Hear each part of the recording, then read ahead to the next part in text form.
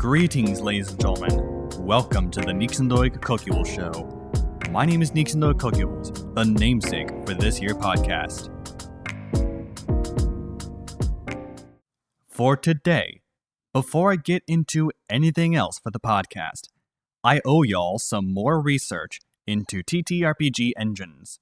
Last time I did this was quite a while back, so I'll end up placing that episode in the description YouTube side. If you want to look for it in the podcast's RSS feed from Wavelake, it's episode 14. It is main episode 14, I should clarify, and it's part 1 of this episode's title. That said, let me find some old school TTRPG engines and games, and I'll be right back with the results.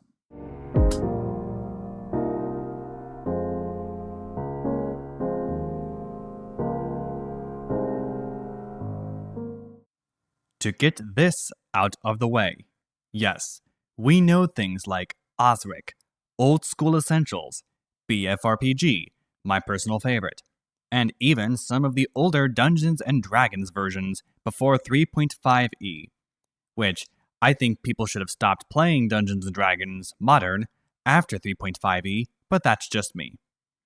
That said, I'll be going into old school games that fit any version before 3.5e, or those that are new and unique, fitting an old school feel. Now, while finding things to play, it seems to me that there are over 300 OSR games and counting.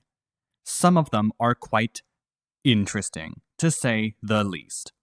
Hey, at least I'll have an easier time finding this type of stuff to begin with in the future. I've downloaded the Google Sheet as an ODS file and pulled it up in LibreOffice Calc in order to check some things of these games. But this was after I already got some games written down for this episode. Before finding the spreadsheet, for example, I stumbled upon a game called Vagabond, which is based upon Moldve Cook Basic Expert D&D. It's a 200-page rulebook, which seems to be a very easy system to GM. On top of that, it's D20 based and supports solo, co-op, and guided play. While it's extremely light, the character creation looks to be deep enough for customization out the wazoo. And the math is apparently pretty easy on the brain for those who can't do it well, very much like me. Chris Gonnerman of BFRPG would also approve of this. I'll have to take a look at this TTRPG outside the camera and outside the studio. The playtime advertised is around 2 to 4 hours per session. It's written by Taran Pounds and is quite a unique end in and of itself. The core rules include 18 classes, which is a lot. 7 ancestries. These are what we call races, or in 6e of D&D, they're called species. Over 100 perks, over 60 spells, over 200 stat blocks, and it's advertised that no artificial intelligence is used in the writing, artwork, and design. All a plus in my book. BFRPG is the exact same, though I could potentially do AI-generated artistic references for people to use in the forums. I could maybe do that and let people's imagination over there go reasonably wild. I might not though, because they are also against AI. There's also a solo dungeon generation tool for Vagabond, Ruinous League, that apparently is in the core rules for Vagabond. I wonder if I could try my adventure in that system in the future sometime, since I wrote one for basic fantasy. Some conversion would be required, but that might not be so bad if I'm, going to play TTRPGs in the future. I'm liking this one for sure.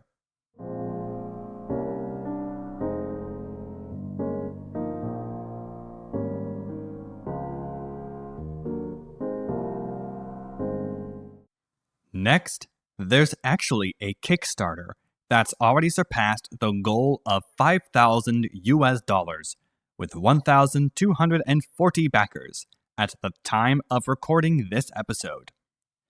It's an OD&D based clone called Whitebox Cyclopedia.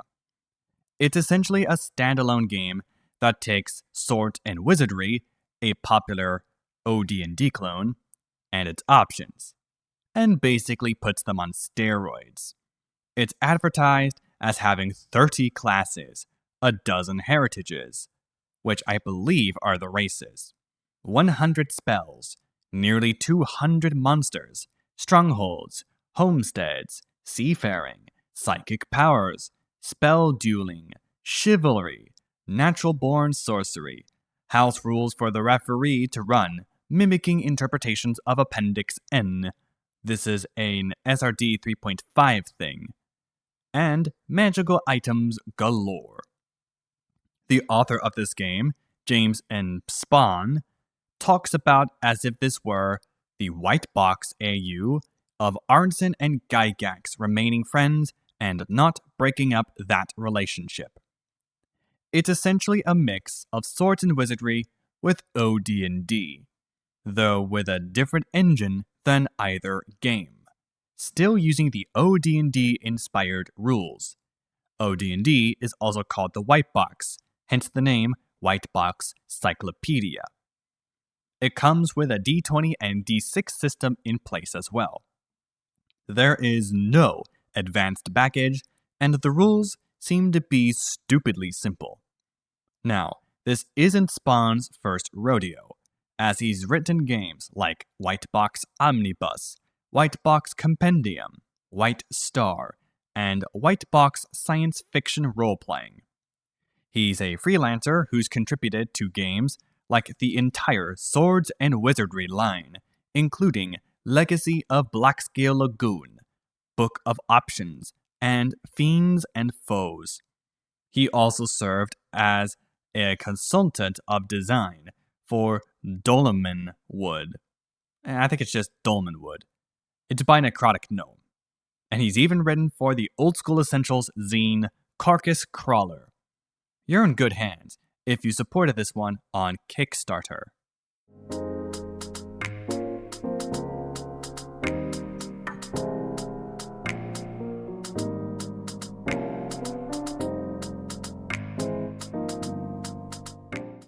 Next up, another classic that's somewhat well known, called Dungeon Crawl Classics. This is an old school system, piggybacking off of what looks to be the 3.5e SRD for the TTRPG itself. This has some history, as it started as a series of 3.5e modules, or they were probably 3e, with over 60 adventures by 2008. It would then use the game system license, which is the license used for Dungeons & Dragons 4th edition, to create adventures.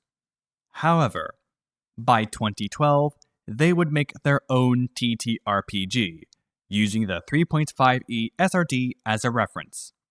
The first adventure for that specific system is Module 66.5, Doom of the Savage Kings, by Harley Stroh. There are some adventures in this series called Original Adventures Reincarnated, which is a conversion of DCC, as it's short-ended, for Advanced 1st Edition and 3rd Edition, with some converted to a different game called Castles and Crusades. Currently, they're in the 10th printing, which is handcrafted big time. I don't even blame them for that, as it's apparently stood the test of time. To be fair though, from the looks of things, it requires a specific set of dice, in addition to the 7 classic TTRPG dice. This additional set is called the Xochi dice set. I will probably have butchered Xochi, which includes the D3, D5, D7, D14, D16, D24, and D30. This is named after Louis Xochi, who's a former game designer and the creator of the set. Louis or Louis, I'm not entirely sure. Apparently, his work is included as a requirement. I wouldn't mind getting myself a set of dice like that, alongside the 7 classic TTRPG dice, since I'd like to play TTRPGs IRL in the future.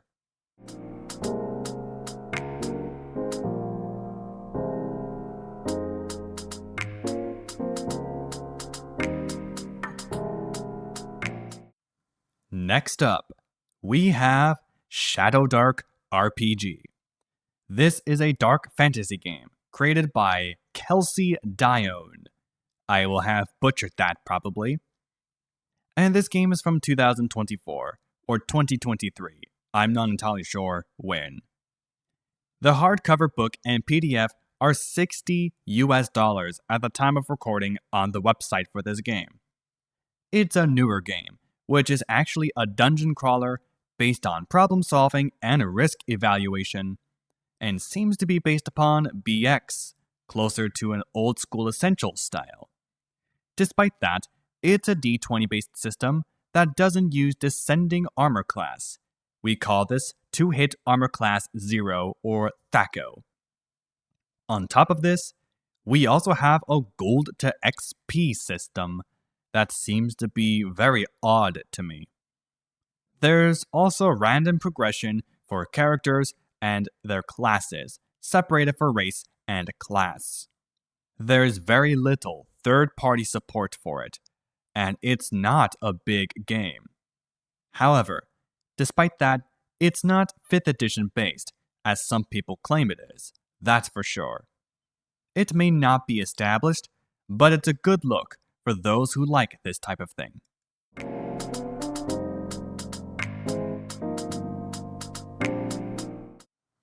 Now, while researching, there's a very simple game that intrigued me.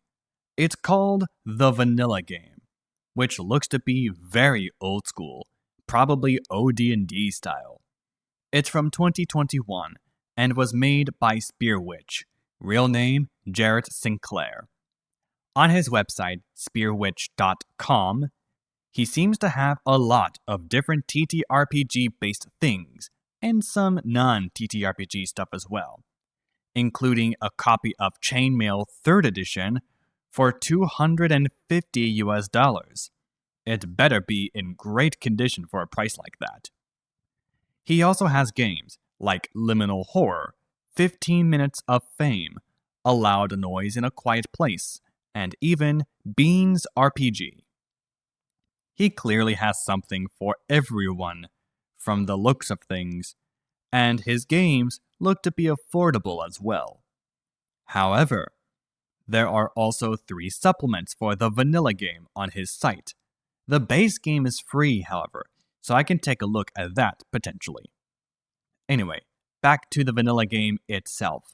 From a quick scan of the rules, it's very simple to play, and definitely has OD&D and 1977 basic vibes for me. With the low amount of gold you start with as a player, and even the GM rules being stupidly simple, there's something I might GM as well. I'll have to make a short adventure, a one-shot, and see how that goes. I'll save them all locally so I can play it offline if necessary. At least I have roll dice and some other open source tools to do this locally.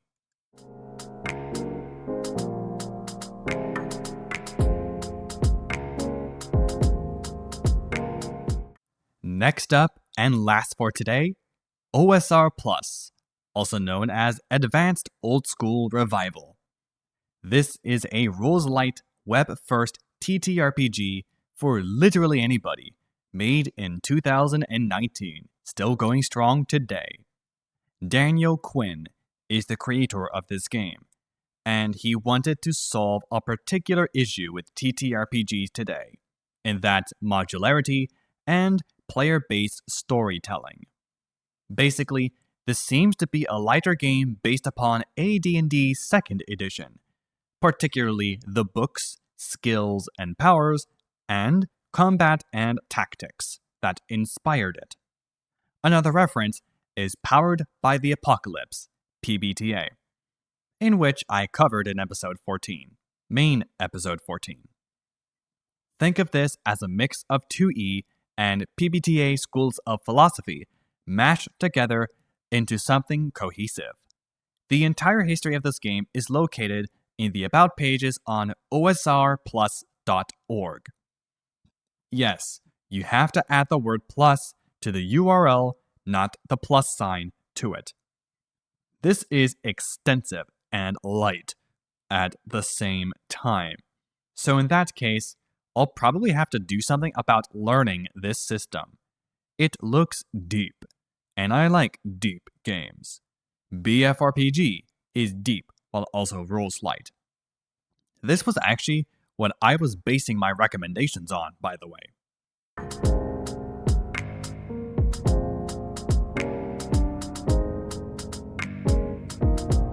How many of these will I have to do? Well, I think a part 3 is in order, so that will be sometime soon, once I can research some more.